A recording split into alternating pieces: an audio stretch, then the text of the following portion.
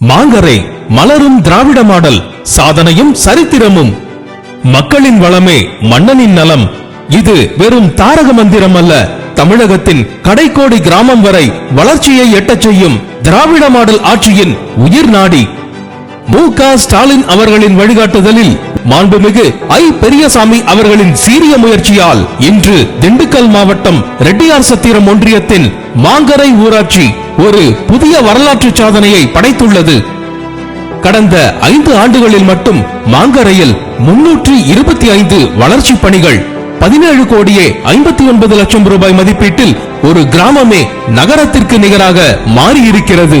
முதலமைச்சரின் கிராம சாலை மேம்பாட்டு திட்டத்தின் கீழ் 2.52 கோடி மதிப்பீட்டில் 5 புதிய தார் சாலைகள், நடுப்பட்டி முதல் மேலப்பட்டி வரை, கொட்டாரப்பட்டி முதல் கணேசபுரம் வரை என விரியும் இந்த சாலைகள் மாங்கரை ஊராட்சியை உலகோடு இணைக்கும் உயிர் நரம்புகளாக திகழ்கின்றன. ரெட்டியார் யூனியன் மாங்கரை ஊராட்சி 5 ஆண்டு காலத்திட்டங்களில் ஐயா அவர்கள் மாங்கரை ஊராட்சி ஆத்தூர் தொகுதிக்கு நிறைய சிறப்பான திட்டங்கள் செஞ்சுருக்கிறாங்க.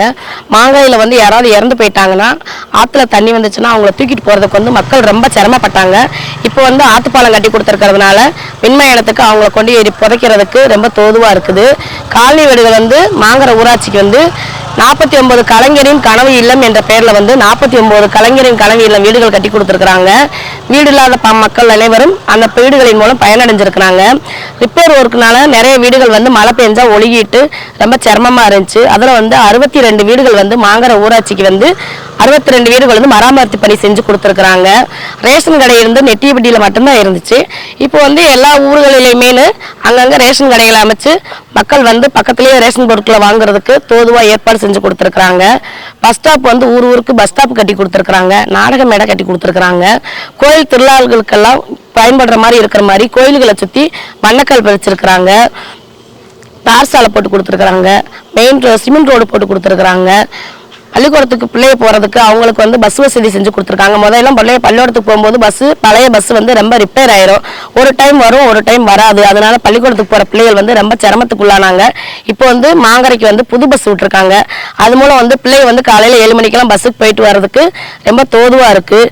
விடியல் பயணம் நோக்கி போயிடுற பெண்கள் பஸ்ஸில் போயிட்டு வர்றாங்க. அவங்களுக்கு ஃப்ரீ பஸ்ஸு. அதனால டெய்லி வேலைக்கு போயிட்டு வர பெண்கள் மாதம் 1500 ரூபா அது மூலயமா மிச்சம் அடைகிறாங்க. இன்னும் சிறப்பான சில சலுகைகள் செஞ்சு கொடுத்து ஐயா அவர்களாச்சே மீண்டும் மலர வேண்டும் என்று மனமாற விடியல் பெண்கள் அனைவரும் வரவேற்கின்றோம். நன்றி. பல ஆண்டுகால மக்களின் இயக்கம் இன்று தீர்ந்தது. மாங்கரை கணேசபுரம் சாலையில் 3.85 கோடி ரூபாய் மதிப்பீட்டில் கட்டப்பட்டுள்ள பிரம்மாண்ட உயர்மட்ட பாலம் இனி மழைக்கால வெள்ளத்திலும் மக்களின் பயணத்தை தடை செய்யாது. இது வெறும் பாலம் அல்ல, மக்களின் முன்னேற்றத்திற்கான பாதை.